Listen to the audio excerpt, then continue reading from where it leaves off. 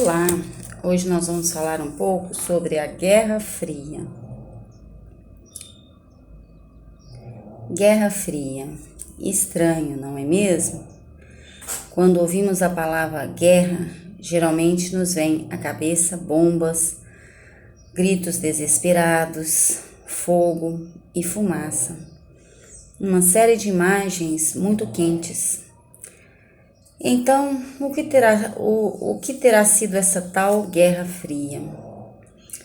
A Guerra Fria, ela consistiu em um conflito permanente entre os Estados Unidos e a União Soviética, no qual os dois lados evitaram um confronto militar direto, temendo que o uso de armas nucleares levasse à destruição de ambos, mas para defender os seus interesses, ajudar seus aliados e expandir as suas áreas de influência, os dois lados usaram a propaganda, a espionagem e a violência.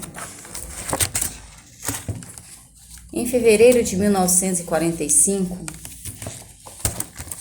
antes mesmo do final da Segunda Guerra Mundial, três grandes líderes dos países vencedores, Churchill, Roosevelt e Stalin, reuniram-se na Conferência de Yalta, na União Soviética, para discutir os rumos do mundo. Nela, os países ocidentais concordaram em ceder uma parte da Polônia para a União Soviética e permitir o aumento da influência soviética nos países do leste europeu, como a Tchecoslováquia, a Hungria, a Romênia, a Bulgária, libertados do domínio nazista com a ajuda das tropas soviéticas. E isso foi feito sem que esses países fossem ouvidos. Meses depois, com a Alemanha já vencida, os aliados reuniram-se novamente, e desta vez em Berlim, na Conferência de Potsdam. Nesta conferência, os aliados tomaram uma série de medidas. A destruição de todos os símbolos, livros e monumentos nazistas. A criação do Tribunal de Nuremberg para julgar os criminosos de guerra. E a divisão da Alemanha em 4 setores de ocupação: estadunidense, soviético, inglês e francês. A capital da Alemanha, Berlim, também foi dividida entre vencedores. A destruição material e humana causada pela Segunda Guerra Mundial foi a maior já ocorrida na história da humanidade. Palco da maior parte dos conflitos, o continente mais prejudicado foi a Europa. A guerra tinha deixado também nas mentes e nos corações a certeza de que o uso indiscriminado da força não era solução para os problemas humanos. E neste contexto, aflorou a preocupação com a paz mundial e representantes de 50 nações reuniram-se na Conferência de São Francisco, nos Estados Unidos, em 1945, na qual aprovaram a Carta das Nações Unidas. E em 24 de outubro desse mesmo ano criaram a ONU, Organização das Nações Unidas. Os principais objetivos dessa organização eram manter a paz e segurança internacionais, desenvolver eleições amistosas entre as nações, criar uma cooperação internacional para resolver os problemas internacionais, promover o respeito aos direitos humanos e liberdades fundamentais, harmonizar a ação das nações para a consecução desses objetivos comuns. Os seus principais órgãos da ONU são o Conselho de Segurança e a Assembleia Geral, o Secretariado e o Conselho Econômico e Social, o Conselho de Tutela e a Corte Internacional de Justiça. O Conselho de Segurança, ele é responsável pela manutenção da paz e da segurança internacional e tem o direito de intervir em qualquer disputa ou confronto entre dois ou mais países membros. O Conselho ele é formado por 15 integrantes, 10 eleitos para um período de 2 anos e 5 permanentes. Estados Unidos, Rússia, China, Reino Unido e França. Os membros permanentes do Conselho de Segurança têm direito de veto sobre as decisões do Conselho. Por vezes, esse direito de veto de cada um dos 5 grandes impediu o Conselho de Segurança de manter a paz. Por isto, os analistas de várias partes do mundo criticaram o enorme poder dos 5 grandes da ONU. O Conselho de Segurança cabe também prestar ajuda humanitária em caso de catástrofes naturais. A Assembleia Geral ela é formada por todos os países membros, atualmente 193, e tem como função debater temas relacionados à segurança, à paz e à justiça. O secretariado, dirigido pelo secretário-geral, tem a função de administrar a ONU. Já o Conselho Econômico Social é composto de vários órgãos especializados, como a Unesco, Organização das Nações Unidas para Educação, Ciência e Cultura. A FAO, Organização das Nações Unidas para Agricultura e Alimentação. O UNICEF, Fundo das Nações Unidas para a Infância. E a OMS, Organização Mundial da Saúde. E o FMI, que é o Fundo Monetário Internacional. O BID, que é o Banco Internacional para a Reconstrução e Desenvolvimento Mundial, entre outros. Expressando a preocupação com a questão de paz e dos direitos humanos, em 1948, representantes de diversos países reunidos na ONU escreveram um importante documento, a Declaração Universal dos Direitos Humanos. Alguns de seus artigos principais são: Artigo 1. Todos os seres humanos nascem livres e iguais em dignidade e direitos. São dotados de razão e consciência e devem agir em relação uns aos outros com espírito de fraternidade. Artigo 3. Todo ser humano tem direito à vida, à liberdade e à segurança pessoal. Artigo 4. Ninguém será mantido em escravidão ou servidão. A escravidão e o tráfico de escravos serão proibidos em todas as suas formas. Artigo 5º. Ninguém será submetido a tortura, nem a tratamento ou a castigo cruel, desumano ou degradante.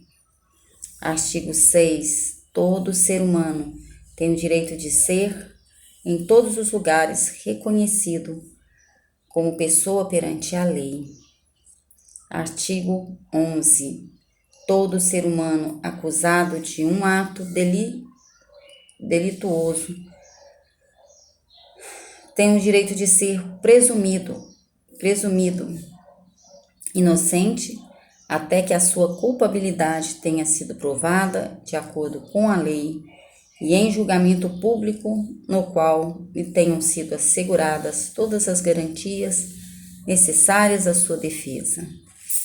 Artigo 12. Ninguém será sujeito à interferência na sua vida privada, na sua família, no seu lar ou na sua correspondência, nem a ataque à sua honra e reputação.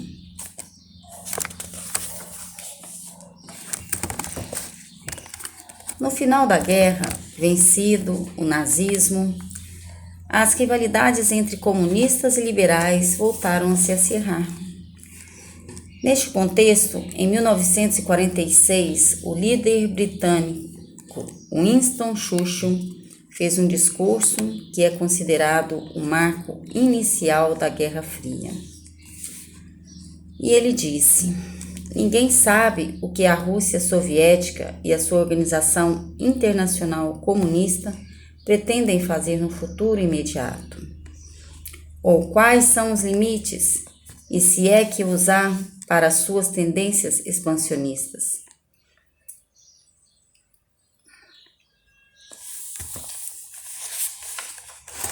Depois, Churchill afirmou que era preciso impedir, a qualquer custo, o avanço do comunismo para além daquela cortina de ferro que dividia e opunha a Europa.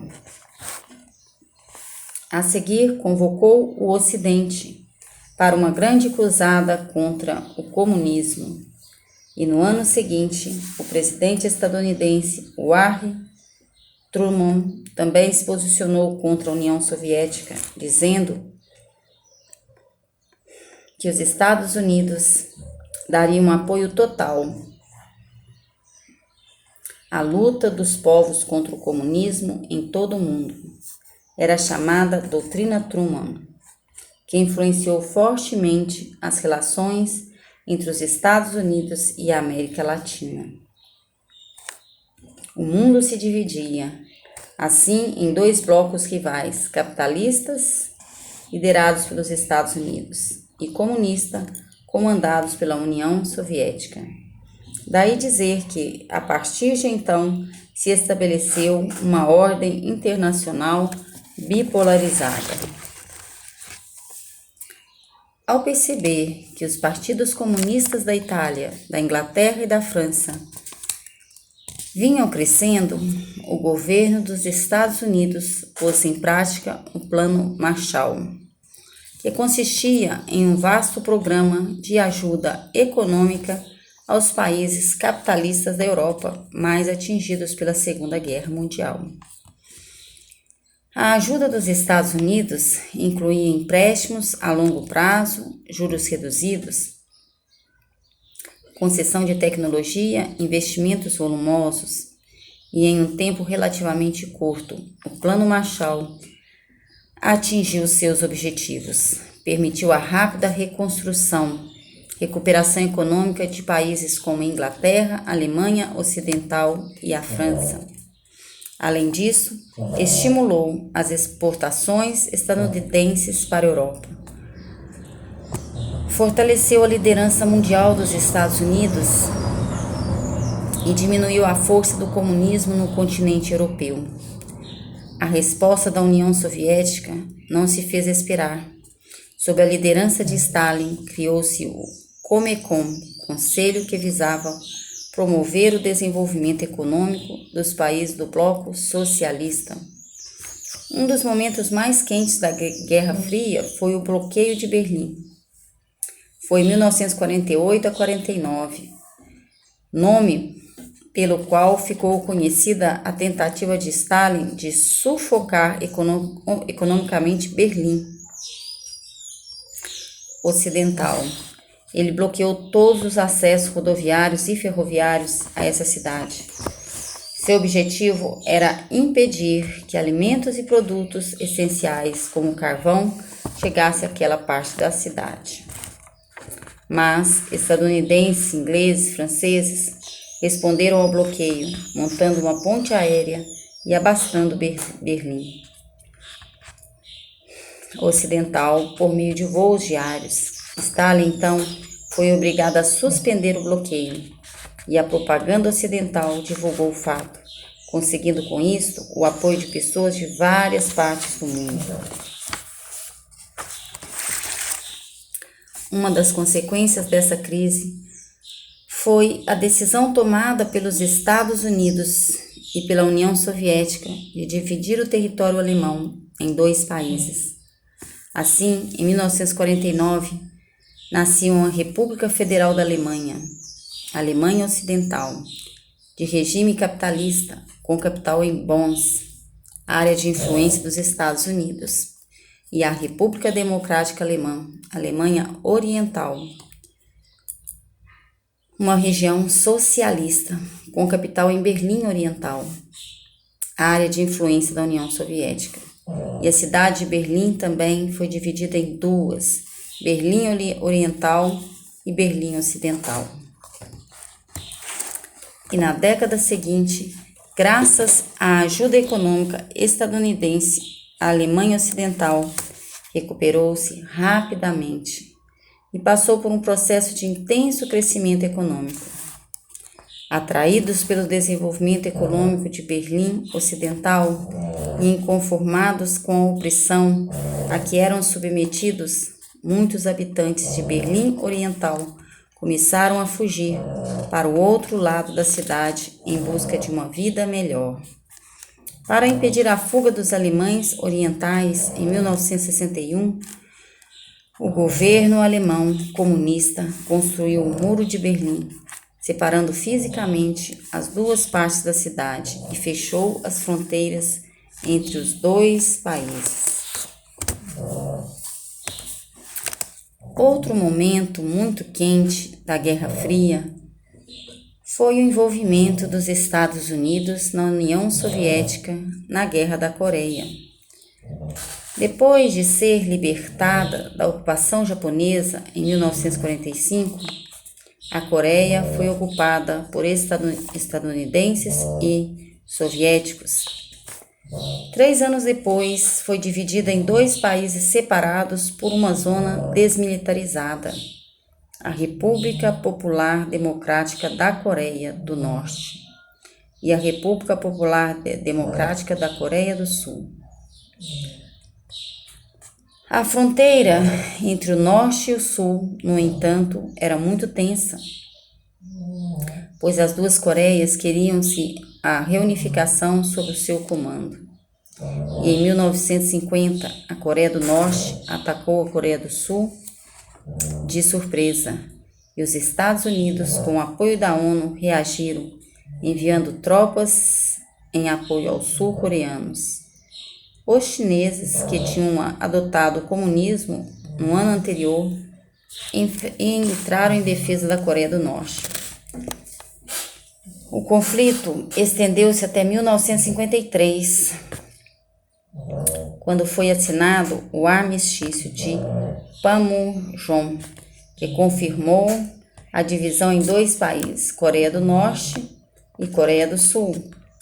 O elevado número de mortos no conflito, cerca de 2.142.000, provocou enorme indignação. O fim da Guerra da Coreia, no entanto, não significou o fim da Era do Medo, que iniciou com a Guerra Fria.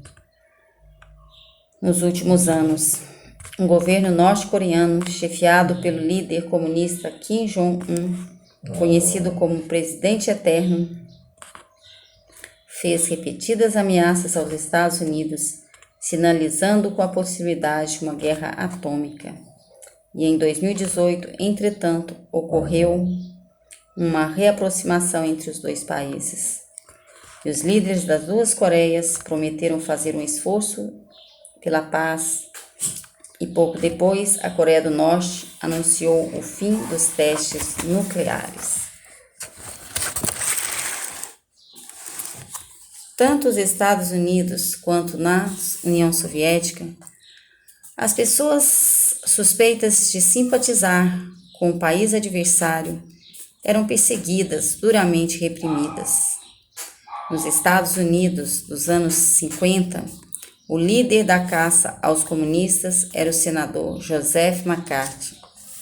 O macartismo, movimento que recebeu esse nome por ter sido liderado por MacArthur, conseguiu e levou à prisão cientistas, escritores, artistas, professores e funcionários do governo.